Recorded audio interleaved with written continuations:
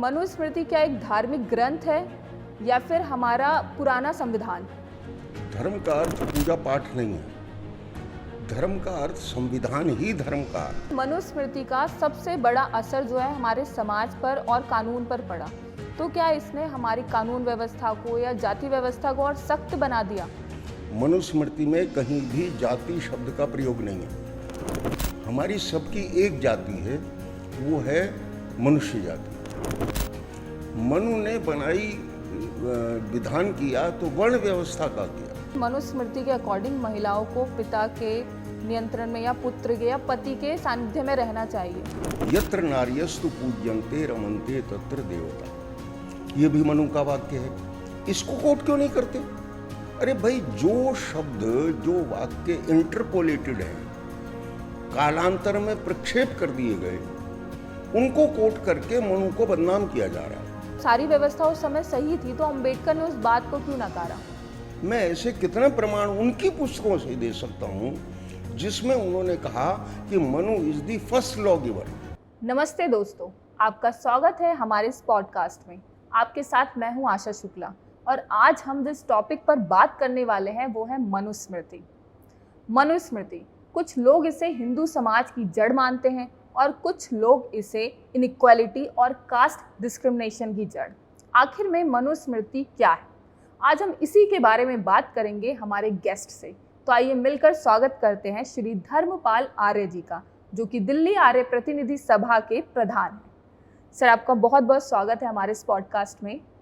Sir, तो मेरा पहला सवाल आपसे यही होगा कि आखिर मनुस्मृति क्या है और मनुस्मृति क्या एक धार्मिक ग्रंथ है या फिर हमारा पुराना संविधान? देखिए, ये दो शब्द आपने कहे, धर्म और संविधान। धर्म को हमने गलत अर्थों में प्रयोग किया। धर्म का अर्थ पूजा पाठ नहीं है। धर्म का अर्थ संविधान ही धर्म का अर्थ है। ये चाहे हम इसको संविधान कहें, हमारे जितने भी लॉ के ग्रंथ हैं, अभी पीछे मैं एक पुस्तक पढ़ रहा था लॉ की, उसके अंदर मनु का नाम धर्मशास्त्र के रूप में वर्णित है। धर्म का मतलब लॉ, कानून, कायदे, नियम। और धर्म शब्द को जो जिस तरह से बोला जाता है, व्याख्या की जाती है, वो धर्म शब्द का अर्थ नहीं है। धर्म उसको कहते हैं जिसका कोई विरोध ना कर सके। मनु ने धर्म शब्द की व्याख्या करते हुए कहा, मैं आपको 10 पैरामीटर उन्होंने दिए। धृति, धैर्य रखना, क्षमा,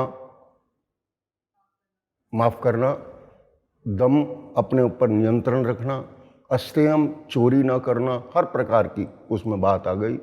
शौचम, पवित्रता रखना, इंद्रिय निग्रह, अपने ऊपर हर प्रकार की शारीरिक दृष्टि से अपने को नियंत्रित रखना।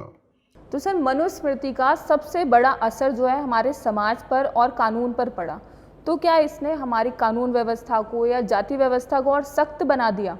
मनु ने जाति व्यवस्था नहीं कही भी। मनुस्मृति में कहीं भी जाति शब्द का प्रयोग नहीं है। हमारी सबकी एक जाति है, वो है मनुष्य जाति। मनु ने बनाई विधान किया तो वर्ण व्यवस्था का किया।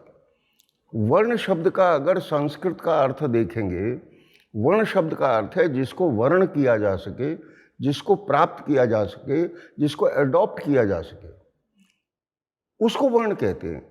मैं अनपढ़ था, 8वीं क्लास के बाद मुझे टीचर ने कहा, आचार्य ने कहा कि भाई आपने क्या सब्जेक्ट चुनना है, किस तरफ एक्सपर्टीज करनी है। मुझे वकील बनना है, मुझे जज बनना है, मुझे डॉक्टर बनना है, मुझे इंजीनियर बनना है, मुझे पायलट बनना है। तो मेरी योग्यता के अनुसार मैंने वर्ण परिवर्तन कर लिया।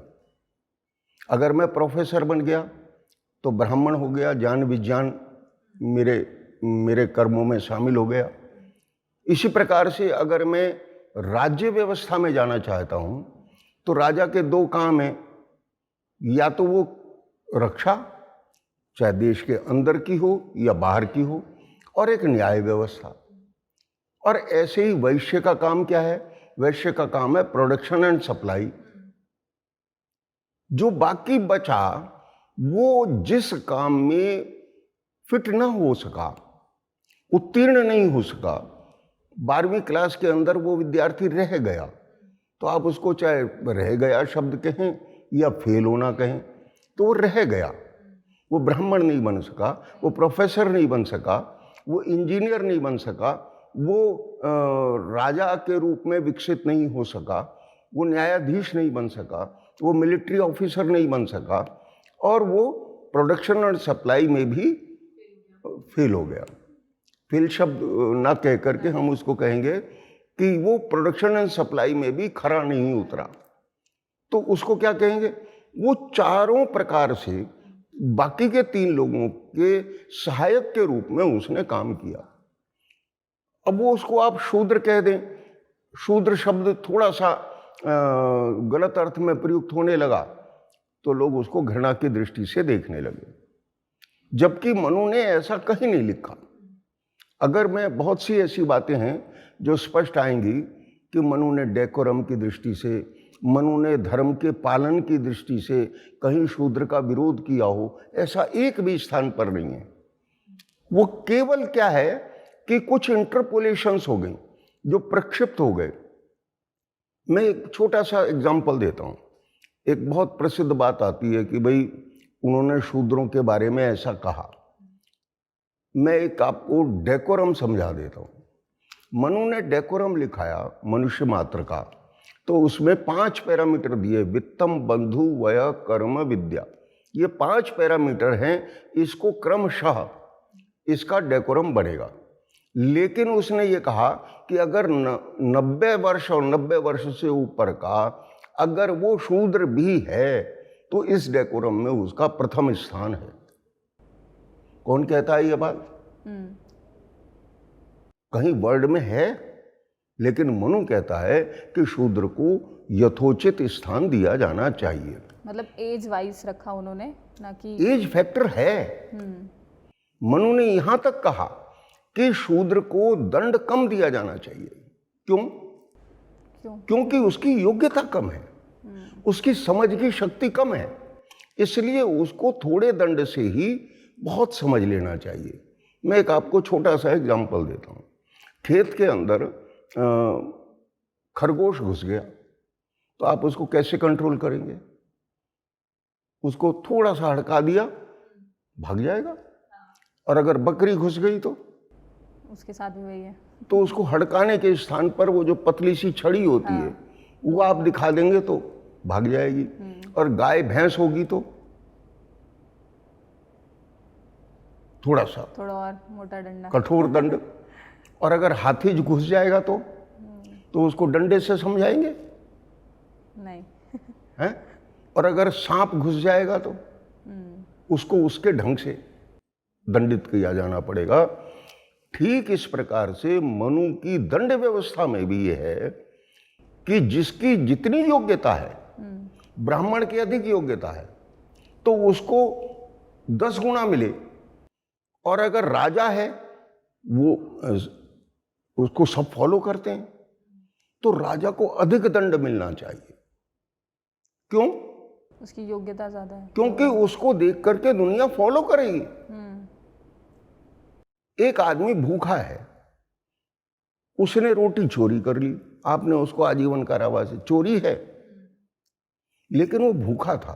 ये समाज की जिम्मेदारी थी कि उसको भूखे को रोटी प्रदान करना, भूखा नहीं रहे, उसको शिक्षा प्रोवाइड करना।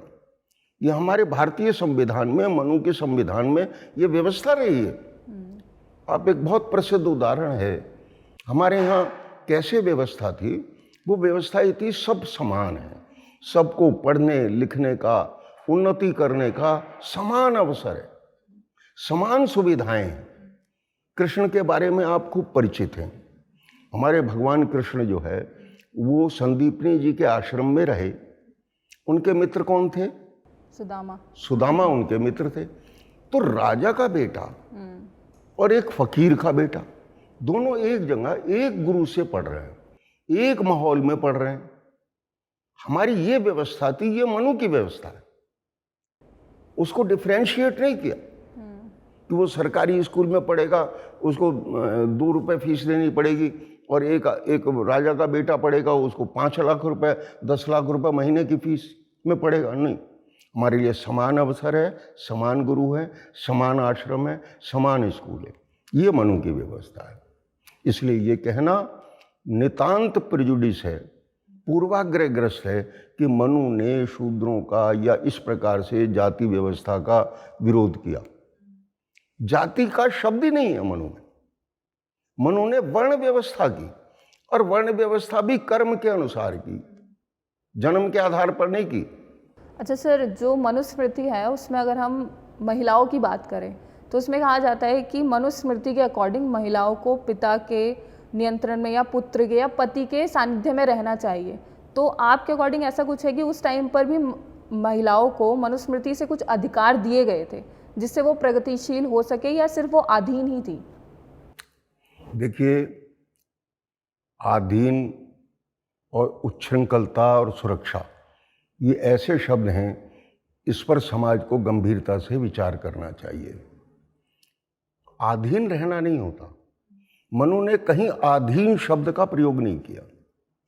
मनु के शब्द को देखेंगे तो एक बहुत प्रसिद्ध वाक्य है, अगर आप रिकॉल करेंगे तो, यत्र नार्यस्तु पूज्यन्ते रमन्ते तत्र देवता। ये भी मनु का वाक्य है। इसको कोट क्यों नहीं करते? अरे भाई, जो शब्द, जो वाक्य इंटरपोलेटेड हैं, कालांतर में प्रक्षेप कर दिए गए, उनको कोट करके मनु को बदनाम किया जा रहा है। इरादतन, जानबूझ के, प्रेजुडिस माइंड से और किसी उद्देश्य विशेष से मनु को बदनाम करने की कोशिश। क्यों? अगर हमारे महापुरुषों को बदनाम कर दिया, हमारे धर्म ग्रंथ को, हमारे संविधान को खराब कर दिया, तो हम खराब हो गए। इसलिए मनु को टारगेट किया गया। हमेशा दुनिया में कायदा है कि जो जितना बड़ा होगा उसको उतना अधिक टारगेट दिया जाएगा। महिलाओं के संबंध में मनु ने ऐसा कहीं भी नहीं कहा। मनु ने यज्ञ का विधान करते समय महिलाओं को कहा, महिलाएं यज्ञ की ब्रह्मा बने।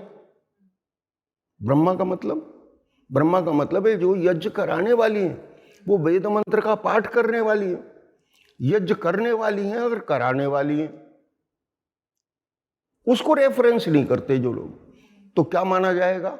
ये माना जाएगा कि ये ऐसा कहने वाले लोग प्रेजुडिस माइंड हैं, पूर्वाग्रहग्रस्त हैं, और वो मनु के संबंध में एक भ्रांति फैलाना चाहते हैं। उनका निहित उद्देश्य है, वो एक अलग सब्जेक्ट है कि उनका निहित उद्देश्य क्या है।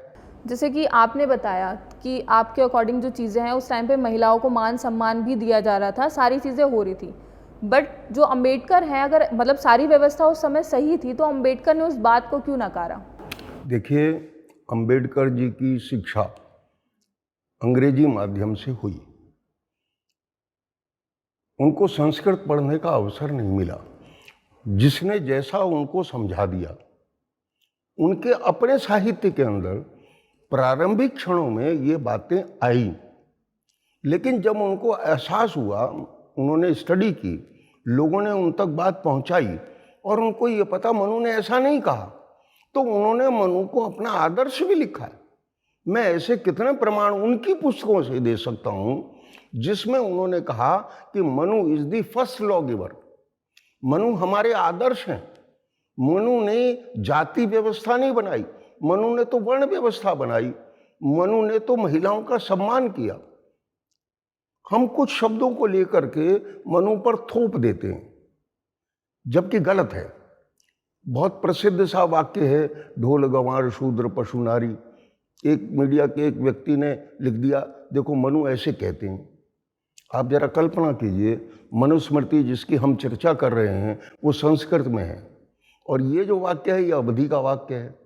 ओरिजिनली ये वाक्य जो है महाकवि तुलसी का है, लेकिन उसको मनु के नाम से प्रसिद्ध कर दिया। क्यों? बदनाम करना उद्देश्य था मनु को, तो इस वाक्य को मनु के नाम से प्रसिद्ध कर दिया। लोग इस वाक्य को लेकर के क्वेश्चन करते हैं कि मनु ने तो शूद्र और महिलाओं के संबंध में ढोल की तरह लिखा है, जबकि ऐसा नहीं है। एक व्यक्ति, सामान्य सा व्यक्ति भी अपनी एक ही ग्रंथ में एक ही स्थान पर दो परस्पर विरोधी बात तो नहीं लिखता। एक व्यक्ति कह रहा है ढोल गंवार शूद्र पशु नारी, और एक कहता है यत्र नार्यस्तु पूज्यन्ते। तो दोनों में से एक बात ठीक हो सकती है। कौन सी बात ठीक है? जो 10 जगह लिखी हुई है।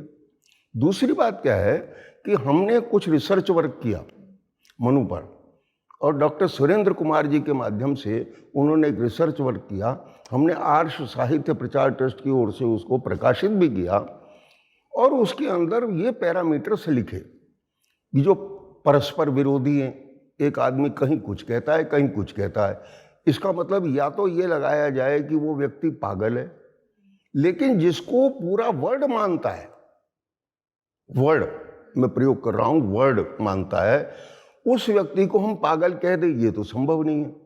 तो हमने पैरामीटर चुने क्या कि एक प्रकरण चल रहा है कोई भी, और वहां हम जबरदस्ती कोई चीज घुसेड़ देते हैं, तो लगेगा कि हम जो प्रकरण चल रहा है उससे बाहर हो गए, और बाहर आकर के हम कुछ भी कह दें कि मर्डर की केस में सजा होनी चाहिए, और वहीं पर हम एक श्लोक लिख दें कि भाई जो फलानी जाति के होंगे वो मर्डर कर दें तो उनको दोष मुक्त कर दिया जाए। आपको क्या लगता है? ये ठीक है? ये ठीक नहीं है। इसी प्रकार से मनु पर आरोप लगा दिए गए। मनु ने ऐसा नहीं लिखा। हमने मनुस्मृति का विशुद्ध संस्करण छापा कि जिसके अंदर हमने इंटरपोलेशंस को अलग कर दिया। विशुद्ध मनुस्मृति के अंदर ऐसा एक भी स्थान पर नहीं है। हाँ, महिलाओं के संबंध में सम्मानजनक बातें तो अनेकत्र हैं, एक जगह नहीं, अनेकत्र हैं, बहुत स्थानों पर है। तो सर, जैसा आपने बताया कि मनुस्मृति में जो चीज़ें लिखी गई हैं और जो हम समझते हैं वो बहुत ही अलग हैं, दोनों चीज़ें।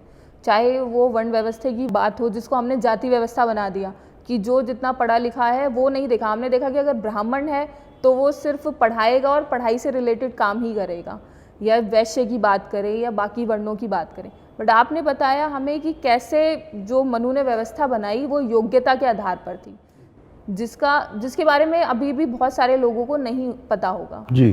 तो सर, मैं आपसे ये पूछना चाहूँगी अब कि जैसे मनुस्मृति है वो हमेशा से ही एक, जिसे कहते हैं ना कि चर्चा का विषय बनी रहती है। उसका कहीं ना कहीं लोग विरोध करते हैं। क्यों? क्योंकि उसके असली मतलब को नहीं जानते हैं, इस वजह से। तो क्या कभी आपने भी अपने जीवन में ऐसा कोई विरोध देखा हो, या फिर उसके बाद आपने लोगों को करेक्ट किया हो या समझाया हो कि वाकई में मनुस्मृति क्या कहना चाहती है और मनु कौन है? जी, ऐसा अवसर एक बार आया जब ये घटना एक है राजस्थान हाई कोर्ट के जयपुर प्रेमिसेस की। तत्कालीन राजस्थान हाई कोर्ट के मुख्य न्यायाधीश, उन्होंने ये अनुभव किया कि मनु हमारे फर्स्ट लॉ गिवर हैं। तो उन्होंने चर्चा करके आपस में और एडमिनिस्ट्रेटिव बॉडी में चर्चा की और तय किया कि यहाँ मनु की स्टैचू लगाई जाए सम्मान के लिए। अच्छा। मनु की स्टैचू लग गई। इस बीच में लोगों की जानकारी हुई तो लोगों को विरोध व्यक्त किया कि मनु ने ऐसा कहा, ऐसा कहा। ये बातें जब बहुत मुखर हुई तो उसमें सेंट्रल गवर्नमेंट तक को दखल देना पड़ा, और नतीजा ये हुआ कि हाई कोर्ट की जो एडमिनिस्ट्रेटिव बेंच थी उन्होंने ये तय करा कि मनु की स्टैचू को बिना डिस्प्यूट हुए इसको जड़ से उखाड़ करके और कहीं स्थानांतरित कर दिया जाए। ये बात हमारे संज्ञान में आई, आर्य समाज के संज्ञान में आई। तो हमने एक रिट पिटीशन फाइल की जिसको समादेश याचिका बोलते हैं, और धर्मपाल आर्य बनाम राजस्थान उच्च न्यायालय के नाम से वो समादेश याचिका हमने दायर की। फुल बेंच में वो लगी। फुल बेंच ने हमारे तर्कों को सुना, बातों को सुना, धैर्य से सुना, और धैर्य को से सुन करके लगभग 13-14 घंटे की बहस के बाद उनको ऐसा लगा कि हम जो निर्णय कर रहे थे वो गलत है और इस स्टैचू को हटाया नहीं जाना चाहिए, नहीं हटाया नहीं जा सकता, some reasons, due to some reason. और वो हमने लगभग 14 तर्कों में उन बातों को, पैरामीटर्स को रखा कि क्या कारण है कि हम मूर्ति को नहीं हटाना चाहिए, हम नहीं हटा सकते। हमने वो पक्ष रखा, आर्य समाज की दृष्टि से आर्य समाज के सेवकों ने वो पक्ष रखा, और नतीजा ये हुआ कि एडमिनिस्ट्रेटिव बेंच के उस फैसले को हाई कोर्ट ने फौरी तौर पर स्टे कर दिया। अभी भी वो मूर्ति वहाँ बरकरार है। उनका सुन करके भ्रम दूर हुआ, अन्यथा उनको भी ऐसा लगा कि अगर मनु ने ऐसा कहा है तो गलत है। उन्होंने भी सोचा और फैसला कर दिया, लेकिन जब उनको हकीकत से रूबरू होना पड़ा तो उन्होंने अपने फैसले को स्वतः रद्द कर दिया। तो जैसे अभी हम बात कर रहे हैं कि न्याय की ही हम बात कर रहे हैं, तो मनु के अनुसार, मतलब मनुस्मृति के अनुसार न्याय की व्यवस्था क्या थी और सजा की व्यवस्था क्या थी? मैं आपको न्याय की व्यवस्था में ये निवेदन करूंगा कि मनु की दंड व्यवस्था को अगर आप समझ लेंगे तो मनु का विरोध करना भूल जाएंगे। आमतौर से जो श्लोक इंटरपोलेटेड प्रक्षेप किए गए उनके अंदर ये लिखा है कि शूद्र को अधिक दंड दिया जाए, और ब्राह्मण अगर गलत काम भी कर ले, उसमें तो ये भी है कि अगर कोई चोरी भी कर ले, बलात्कार भी कर ले, तो उसको छोड़ दिया जाए। आपको क्या लगता है कि ये लॉजिकली है? नहीं, ये नहीं है। लेकिन उसमें ऐसे ऐसे श्लोक डाल दिए, निहित स्वार्थों के कारण से डाल दिए, राजा को दंड से मुक्त कर दिया। क्यों? ये एक नेक्सस रहा, ये इतिहास की बड़ी भारी चर्चा का विषय है कि ये ब्राह्मण का और राजाओं का ऐसा नेक्सस रहा। उस नेक्सस के चलते राजाओं ने अपने आप को स्थापित किया और ब्राह्मणों के जरिए कर दिया। कुछ उन ब्राह्मणों के जरिए जिनको दक्षिणा के शौक थे और वो दक्षिणा भोगी बन गए, उन्होंने श्लोक रच रच के मनु के श्लोक मनुस्मृति में डाल दिए। नई नई किताबें छप गईं, इसलिए मनुस्मृति का बदनाम होना हो गया। अगर मुझसे भी कहा जाए उस मनुस्मृति को पढ़ें जो इंटरपोलेटेड है, पॉल्यूटेड है, तो मैं भी कहूँगा कि मनुस्मृति को चलाना चाहिए। लेकिन बिना पूरी बात किए, बिना पूरी बात समझे ये कहना नितांत असमझदारी होगी, समझदारी नहीं होगी।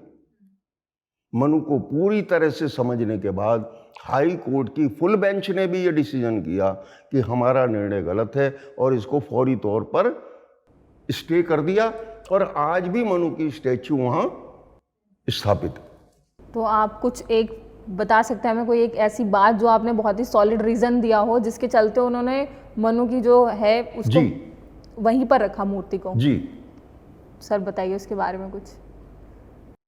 ये एक बहुत लंबा चर्चा का विषय है। जब हाई कोर्ट में ये मैटर लगा तो उन्होंने हमारी वकील साहिबा से पूछा कि भाई ये आप लॉ को डिस्कस कर लेंगे, लेकिन पहले हमें ये बताइए what is this character Manu, Manu है कौन? तो हमारी वकील साहिबा ने कहा भाई मैं लॉ की स्टूडेंट हूँ, इतिहास की विद्यार्थी नहीं रही हूँ, तो मैं इस पर रोशनी नहीं डाल सकूँगी। अगर यहाँ पिटिशनर बैठे हैं वो उनको आप आदेश करेंगे तो कल उनको बुला लिया जाए। मुझसे कहा गया कि आप 10-15 मिनट में अपनी बात कहें। नतीजा मैं अगले दिन तैयार होकर के गया कि भाई मैं अपनी बात रखूँगा, भगवान मुझे शक्ति दें मैं अपनी बात रख सकूँ। जब मैंने अपनी बात रखी क्रमशः, तो कोर्ट को ऐसा लगा कि इस बात को विस्तार से सुनना चाहिए, क्योंकि उन्होंने मुझे 10-15 मिनट का समय दिया और मेरे आर्गुमेंट्स में 14 पॉइंट थे, तो मैं 10-15 मिनट में 14 पॉइंट बोल नहीं सकता था। नतीजा मैंने सोचा कि मैं अपने इस 15 मिनट में से 2 मिनट में अपने अपोजिट काउंसिल को, जो इसका विरोध कर रहे थे मनु की स्टैचू का, मैं उनको देता हूं कि प्लीज़ मुझे ये बता दें मिलोर कि मेरे जो फाजिल दोस्त हैं, जो विरोध करने वाले लोग हैं, वो मेरे ये पॉइंटों में सबसे कमज़ोर किसको समझते हैं, वो अपनी बात बता दें, सो दैट मैं अपनी बाकी शेष बचे समय में मैं केवल उन एक आर्ग्यूमेंट पर तो जिक्र कर सकूं, अन्यथा मैं 14 आर्ग्यूमेंट को पढ़ सकता हूं, आर्ग्यू तो नहीं कर सकता। नतीजा ये हुआ कि 2 मिनट के अंदर जब वो मेरे अपोनेंट काउंसिल उत्तर नहीं दे पाए तो कोर्ट ने कहा नहीं, आप अपनी सारी बात रखें। नतीजा ये हुआ, मैंने एक एक पक्ष को रखा, समय लगा और उसमें लगभग 13-14 घंटे की बहस के बाद जजों को ये संतुष्टि हुई कि भाई मनु की स्टैचू को नहीं हटाया जाना चाहिए फॉर दीज रीजन्स, इन कारणों से मनु की स्टैचू को नहीं हटाना चाहिए। फॉर एग्जाम्पल, हम लॉ की बात करते हैं, Manu is the first law giver. कहाँ कहाँ हुई, कैसे कैसे हुई ये बात, आप वर्ल्ड के एनसाइक्लोपीडिया को देख लें, चाहे वो ब्रिटेन का हो, चाहे वो इंग्लैंड का हो, चाहे वो न्यूयॉर्क का हो, उन एनसाइक्लोपीडिया को देखेंगे तो उसके अंदर मनु के संबंध में जो बात लिखी हैं, बड़े लंबे चौड़ी बातें लिखी हैं, उसमें एक ये बात भी है कि Manu is was the first law giver to the Mankind.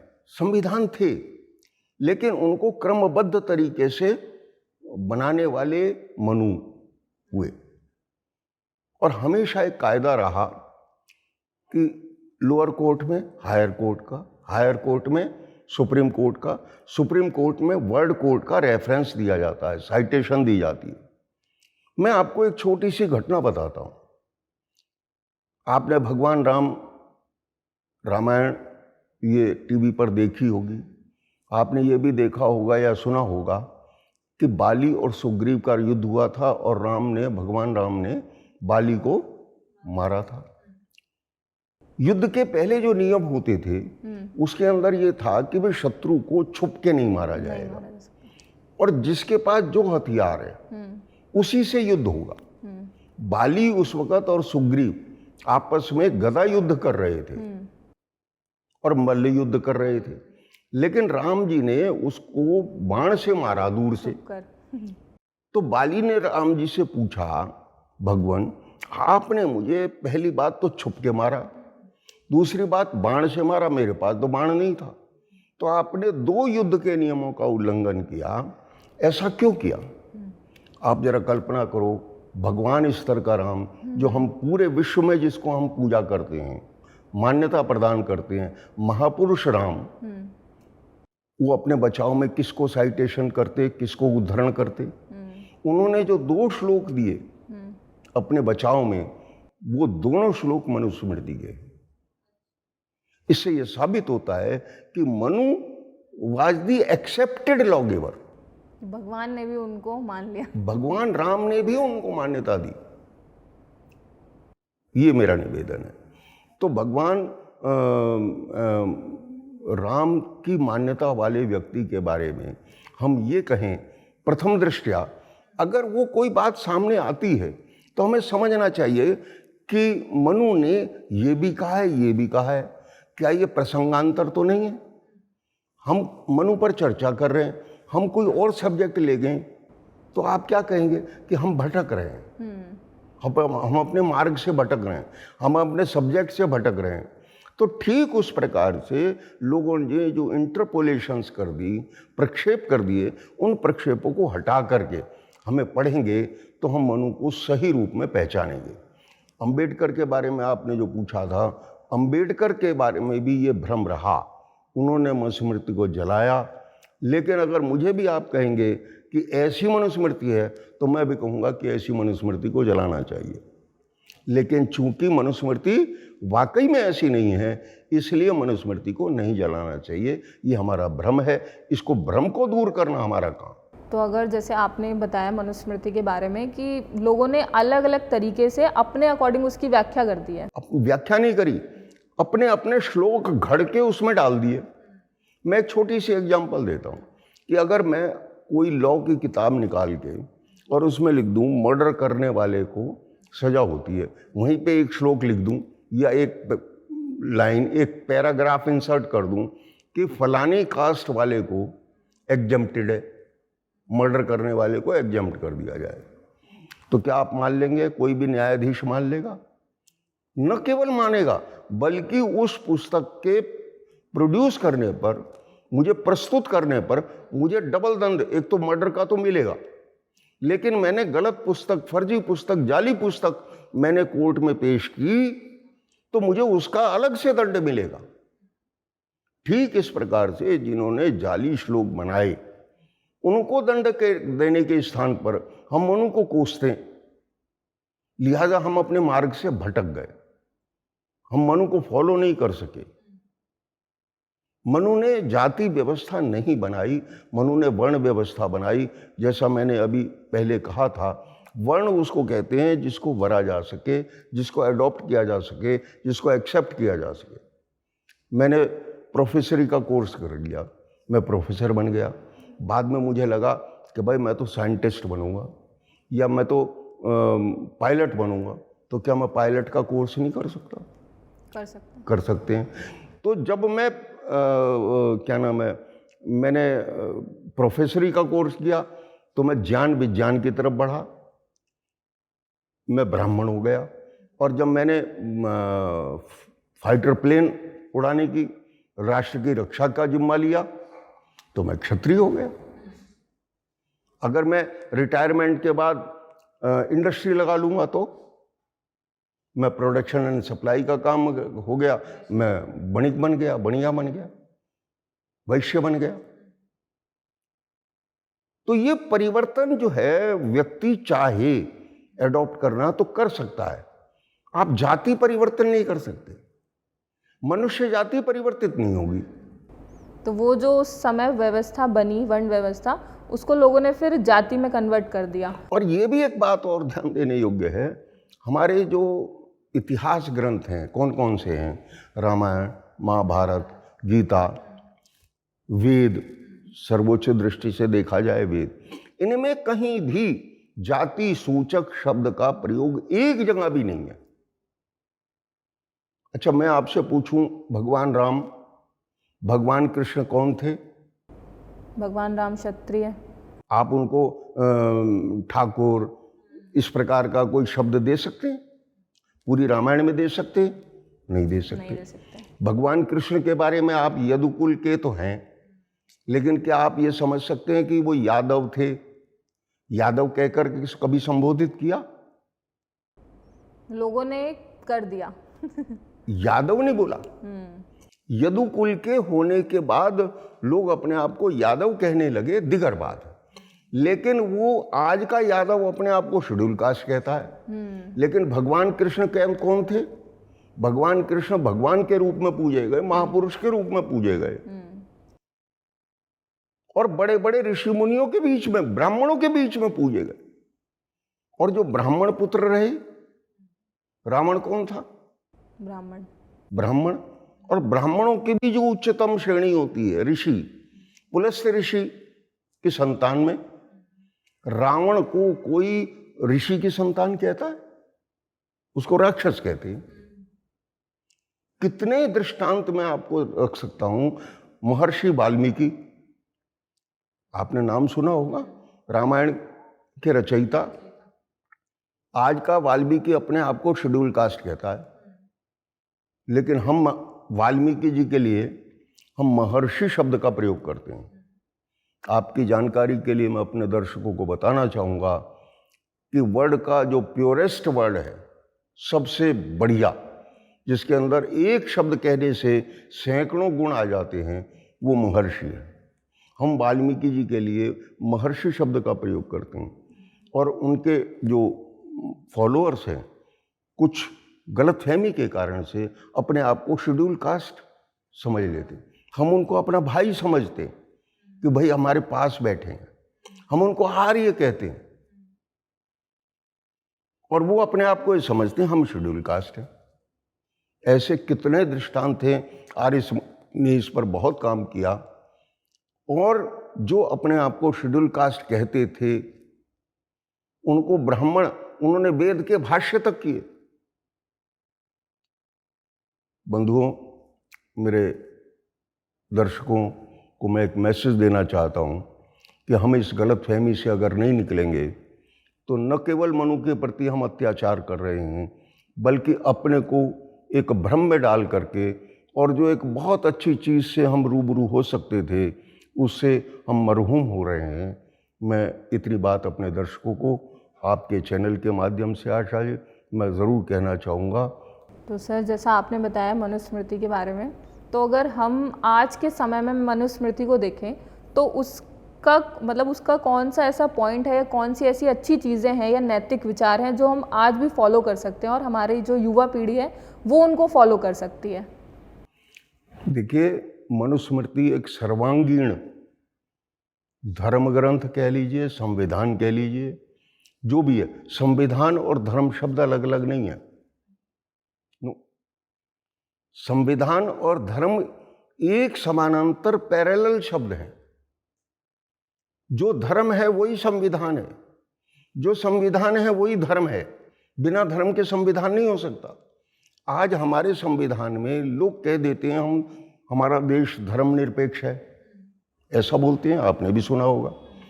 लेकिन बंधु, मैं अपने दर्शकों को बताना चाहूँगा कि हमारा देश अंग्रेजी में सेकुलर था। हिंदी में पहले धर्मनिरपेक्ष शब्द आया, उसका अनुवाद, लेकिन कुछ समय बाद एक संशोधन के जरिए अब वो धर्मनिरपेक्ष शब्द हमारे संविधान से हटकर पंथ निरपेक्ष हो गया। अब कोई भी व्यक्ति अगर ये कहता है कि भारत का संविधान धर्मनिरपेक्ष है तो गलत बोलता है, वो भटक रहा है। हमारा पंथ निरपेक्ष है। पंथ किसको कहते हैं और धर्म किसको कहते हैं, ये लगभग समानांतर से शब्द हैं। दिखने में एक जैसे लगते हैं लेकिन टोटली अलग है। पंथ संप्रदाय अलग हैं, धर्म अलग है। धर्म तोड़ने की बात, झगड़ा करने की बात नहीं सिखाता है। पंथ और संप्रदाय ये झगड़ा करने की बात सिखाते हैं, ये पक्षपात की बात सिखाते हैं, तेरा और मेरा सिखाते हैं। धर्म सबको एक कहता है, यत्र भवति विश्वम भवति एक नीडम, जहाँ पूरा संसार एक घर के समान है, उसको धर्म कहते हैं।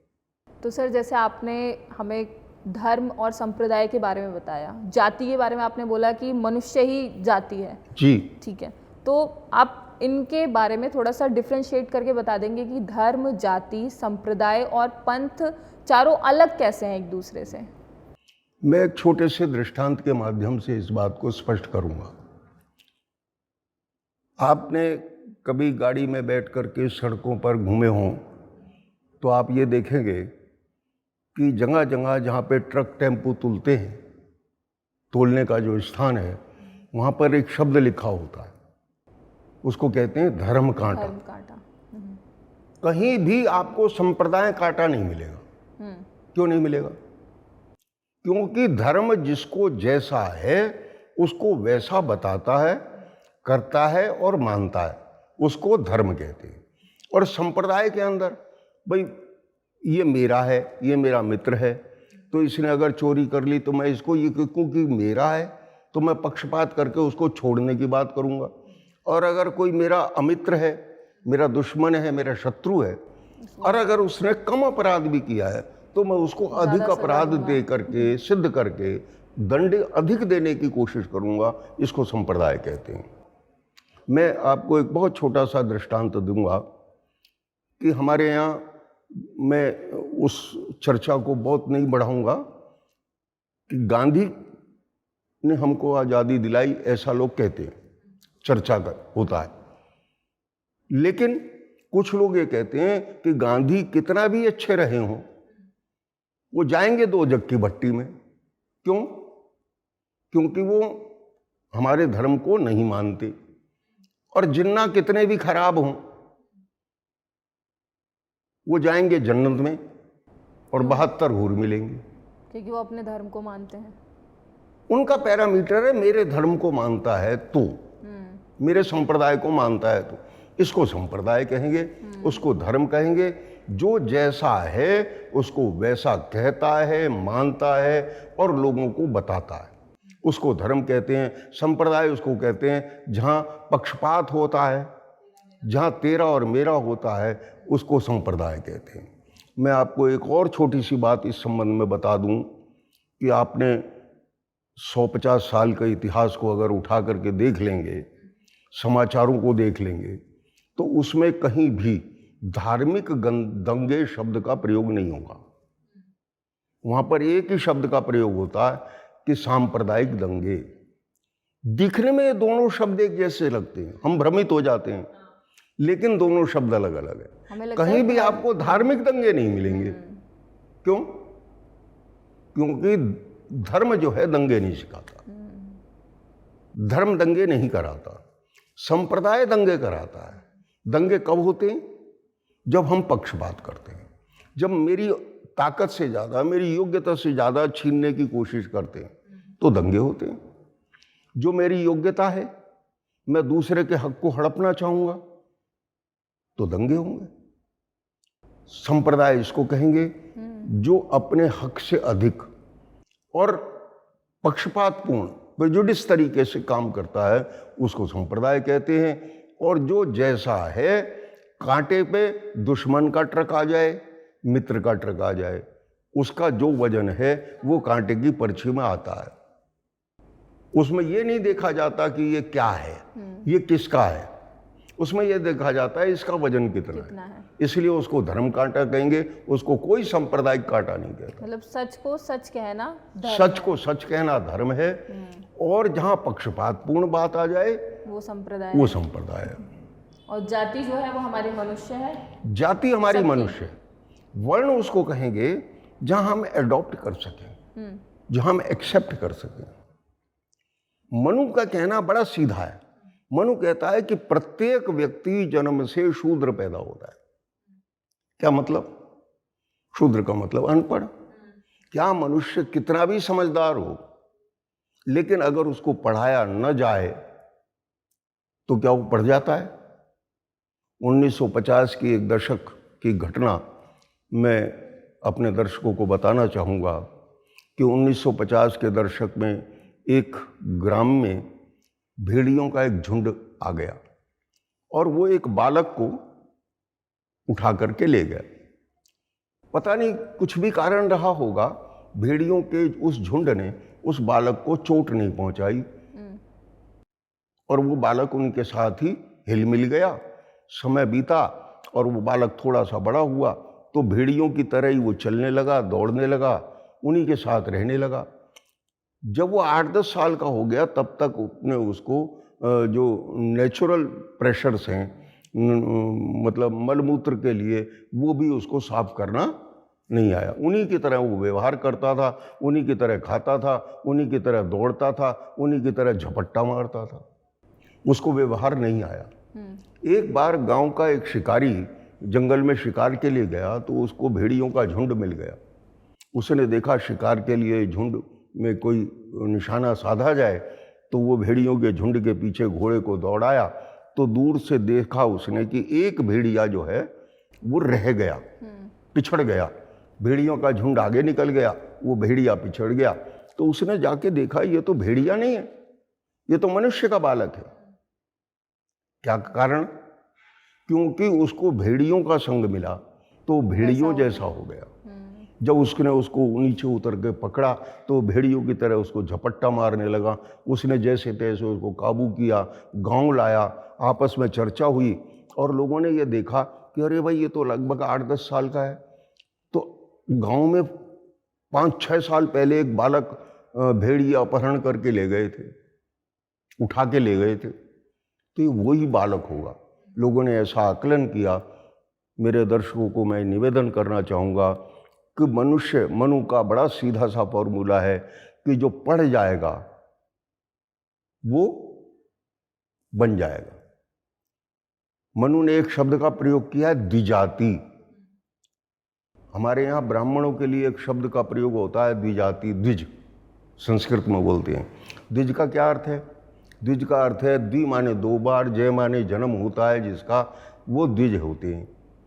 2 बार। आप मुझे बताएंगे किसी का 2 बार जन्म होता है? नहीं। कैसे होता है 2 बार जन्म? 2 बार जन्म ऐसे होता है जब एक बालक पढ़ लिख करके डिग्री लेता है और ऐसे हाथ में वो डिग्री होल्ड करके और सर पे एक जिम्मेदारी का एहसास करके जब वो भगवान को स्मरण करता है और वो प्रसन्न होकर के भावुकता में एक शब्द प्रयोग करता है कि आज मेरा दूसरा जन्म हो गया, ये उसका दूसरा जन्म है। जो उस डिग्री को हासिल नहीं कर सका वो द्विज नहीं हुआ, मनुष्य है, आर्य है। मनु ने कहीं भी आर्य शब्द को सबके लिए प्रयोग करने से नहीं रोका।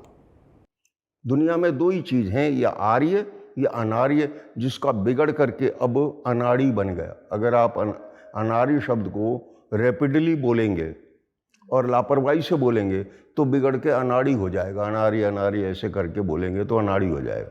जो अनाड़ी है वो अनार्य है, और जो आर्य है वो सब व्यक्ति हमारे हम में आर्य हैं।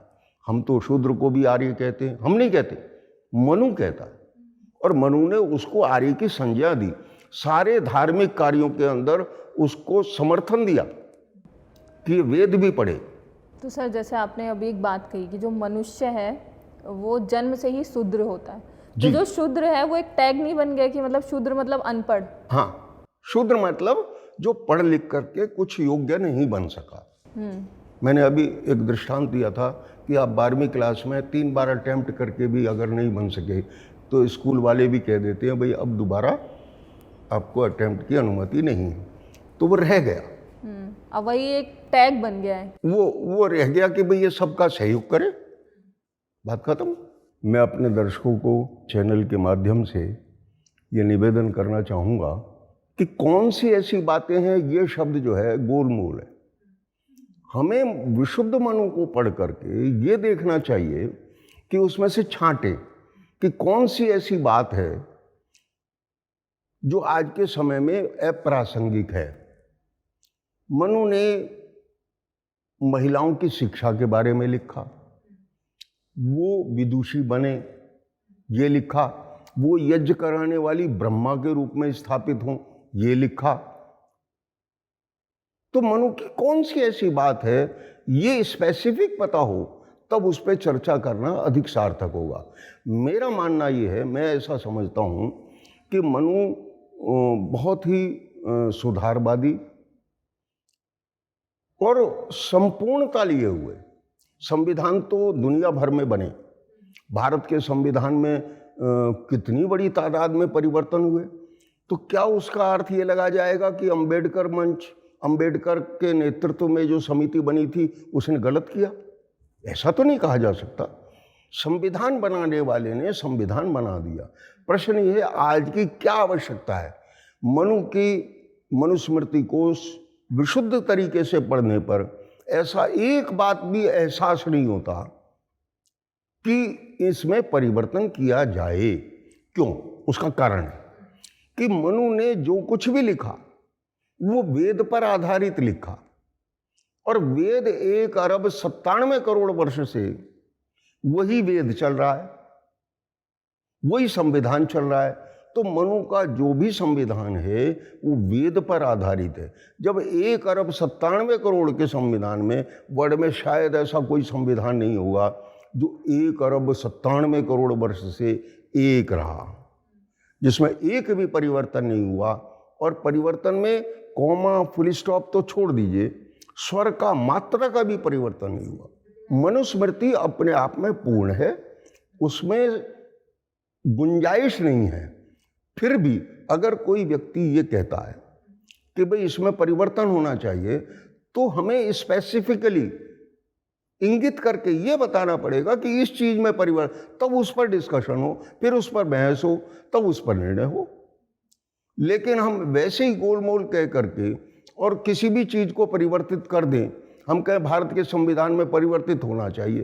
अरे भाई क्या चीज परिवर्तित होनी चाहिए? जब हम संविधान को परिवर्तन करने की बात करते हैं, पर्टिकुलरली धारा के बारे में कहते हैं, इस धारा में ये परिवर्तन होना चाहिए। केवल धारा में परिवर्तन होना चाहिए नहीं कहते, ये कहते हैं कि ये धारा इसलिए गलत है और अब इसमें ये परिवर्तन होना चाहिए, ये प्रीफेस बनता है। तो इसी तरह से मनु के संबंध में जब ये बात कही जाती है तो हमें बात को पूर्णता से कहना चाहिए। लेकिन मुझे इस बात का गर्व है कि संभवतः इस प्रकार से अगर चर्चा की जाए तो एक भी बात मनु की मेरी समझ में ऐसा नहीं लगता कि हम उसमें परिवर्तन कर पाएंगे। मैंने उसका कारण भी बताया, क्योंकि मनु का संविधान वेद पर आधारित है और 1 अरब 97 करोड़ वर्ष से एक भी परिवर्तन नहीं हुआ। तो सर, जैसा आपने बताया मनुस्मृति के बारे में कि उसमें गुंजाइश ही नहीं है कि हम कुछ बदलाव कर सके क्योंकि वो वेदों पर आधारित है, तो कोई ऐसी एक इतिहास की घटना है जिसके बारे में आप हमें बता सके या जिसका रेफरेंस हम अपने दर्शकों को दे सकें? मैं इतिहास की एक ऐसी बात आपके समक्ष रखना चाहूँगा। पहले अंग्रेजों के शासन में भारत का जो सर्वोच्च न्यायालय था वो 7 समुंदर पार इंग्लैंड था। 1873 में जब महारानी विक्टोरिया दिल्ली दरबार लिया, उसके बाद भारत के संविधान में कुछ परिवर्तन करके, व्यवस्थाओं में परिवर्तन करके, सर्वोच्च न्यायालय की दृष्टि से उसको पहले प्रिवी काउंसिल कहते थे। प्रिवी काउंसिल 1873 में कलकत्ता में स्थापना हुई, उसको सर्वोच्च न्यायालय का दर्जा दिया गया और उसके प्रधान न्यायाधीश के रूप में सर विलियम जोन्स की नियुक्ति हुई। सर विलियम जोन्स को जब शपथ ग्रहण दिलाई गई तो उसने बाद में अपने मन में सोचा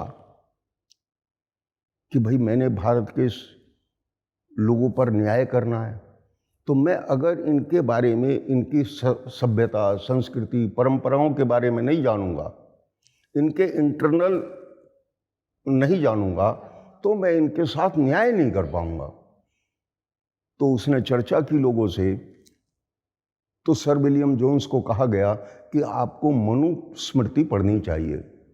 अगर आप मनुस्मृति पढ़ लेंगे तो भारत की आत्मा आपके सामने आ जाएगी। अब मुश्किल ये थी कि मनुस्मृति संस्कृत में थी। सर विलियम जोन्स को संस्कृत नहीं आती थी और उन दिनों ये परंपरा थी कि अंग्रेजों को, या जो मांसाहार करते थे या शराब का सेवन करते थे, उनको हम एक शब्द से प्रयोग करते थे, म्लेच्छ, और म्लेच्छों को संस्कृत पढ़ाने को कोई भी तैयार नहीं था। कईयों से कहा, उन्होंने कहा भाई आप म्लेच्छ हैं, आपको नहीं पढ़ा सकते हम। एक व्यक्ति उसने कहा कि मैं वैद्य हूँ, जैसे एक वैद्य की औषधियाँ कोई भेद नहीं करती हैं, ऐसे ही मेरी विद्या भी कोई भेद नहीं करती है, मैं आपको पढ़ाऊँगा। लेकिन उसने इतनी कठोर शर्तें रखी, वो मैं अपने दर्शकों को ज़रूर निवेदन करना चाहूँगा। उसने कहा भाई चूँकि आपके ऊपर एक शब्द है कि आप म्लेच्छ हो, आप मांसाहार करते हो, आप शराब का भी सेवन करते हो, इसलिए जब मैं पढ़ाऊँगा, मैं जितने दिन पढ़ाऊँगा उस दिन आपको ये बातें छोड़नी होंगी। और केवल ये नहीं छोड़नी होंगी, आपको गंगा जल से स्नान करके, पवित्र हो करके, और ये पैंट शर्ट हटा के और धोती में आप मेरे पास दूसरे कमरे में आएंगे, तब मैं वहाँ पढ़ा सकूँगा। सर विलियम जोन्स ने इतनी कठोर शर्तों का, जो उस समय मानी जाने वाली बहुत कठोर शर्तें थी, उनका भी पालन किया और उन सारी शर्तों को पालन करके उन्होंने मनु को पढ़ा, मनुस्मृति को पढ़ा। और मैं फ़ख्र से अपने दर्शकों को बताना चाहूँगा कि सर विलियम जोन्स, जो हमारे भारत के प्रथम सुप्रीम कोर्ट के न्यायाधीश अंग्रेज़ों के समय के रहे, उसने केवल पढ़ा नहीं, वो मनुस्मृति पर पहला उन्होंने अंग्रेजी में ट्रांसलेशन भी किया। जिस व्यक्ति को इतना आभास हुआ कि भारत की अंतरात्मा को समझने के लिए, भारत के लोगों की संस्कृति और सभ्यता को समझने के लिए मनु को पढ़ना पड़ेगा, मैं इससे ज़्यादा अपने दर्शकों को क्या निवेदन करूं। मेरे पास ऐसे सैकड़ों प्रमाण, उद्धरण और रेफरेंसेस हैं जो मैं अपने दर्शकों को बताऊं तो आप संभवतः आपको फ़ख्र लगेगा, आपको लगेगा कि मनु एक मानव नहीं थे, महामानव थे। मैंने वर्ल्ड एनसाइक्लोपीडिया देखे, इंग्लैंड के, लंदन के और न्यूयॉर्क के, इन एनसाइक्लोपीडिया में मनु को एक बहुत अच्छे तरह से स्मरण किया है। उसमें लिखा है कि जैसे वैद्य सबका समान रूप से इलाज करता है, ऐसे मनु एक औषधि की तरह मनुष्य मात्र के लिए हितकारी हैं। बड़े सधे हुए शब्द हैं कि मनुष्य मात्र के लिए हितकारी हैं मनु, भारत के लिए नहीं। हमारी ये क्या कहूँ, हमारा दुर्भाग्य कहो कि मनुस्मृति पर, मनु पर आरोप लगे। कारण जो भी रहे हैं, उनके पूर्वाग्रहग्रस्तता के अलग अलग कारण हैं।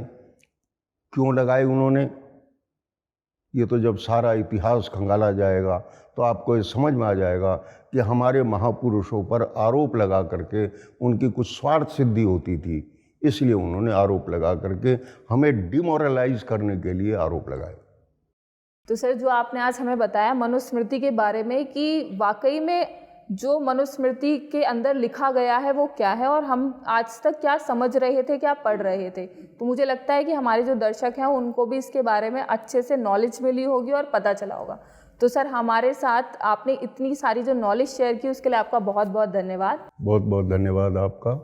तो दोस्तों, मुझे लगता है कि आप भी समझ गए होंगे कि वाकई में मनुस्मृति का अर्थ क्या है और अब तक हम जो उसका अर्थ समझ रहे थे वो हम क्या ही समझ रहे थे, कैसे हमारे जो मिथ हैं वो मुझे लगता है कि आज के हमारे इस पॉडकास्ट में वो दूर ज़रूर हुए होंगे।